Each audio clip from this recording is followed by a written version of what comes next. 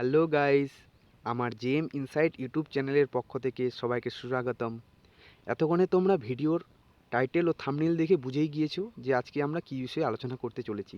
হ্যাঁ, ঠিকই ধরেছো, ডাব্লিউপি লেডি কনস্টেবল মেন্সের কাট অফ সম্পর্কে। আমি মেন্স এক্সামের প্রশ্নপত্র দেখে এবং কয়েকটা দিদি বোনের মেন্সের নাম্বারের ভিত্তিতে এই কাট অফটা অ্যানালিসিস করেছি। তো চলো দেরি না করে কাট অফটা দেখে নেওয়া যাক।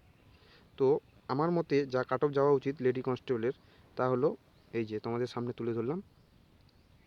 তোমার ইউআরের ক্ষেত্রে 40 থেকে 42-এর মধ্যে যে দিদি বোনেদের আছে, +-2 করে নিতে পারো, তারা সেফ জোনে আছো, তারা ইন্টারভিউর জন্য প্রিপারেশন শুরু করে দাও।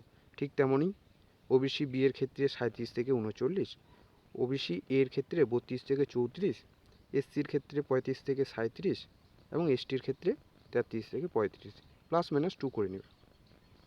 আর এই রেজাল্ট বের হওয়ার পরে কিন্তু তোমরা বেশি টাইম পাবে না, তার জন্য তোমরা এখন থেকে ইন্টারভিউ প্রিপারেশন শুরু করে যাও যাদের এই নাম্বারগুলো আছে। আর এই ভিডিওটা দেখে তোমাদের যদি অল্প হলেও কিছু উপকৃত হও, তাহলে আমার এই ভিডিওটাকে লাইক করো, কমেন্ট করো এবং শেয়ার করে দিও। আর পরবর্তী বিভিন্ন চাকরির আপডেট পাওয়ার জন্য আমার এই চ্যানেলটাকে সাবস্ক্রাইব করে রাখতে পারো। জয় হিন্দ বন্ধুরা, দেখা হচ্ছে পরের নেক্সট কোনো ভিডিওতে।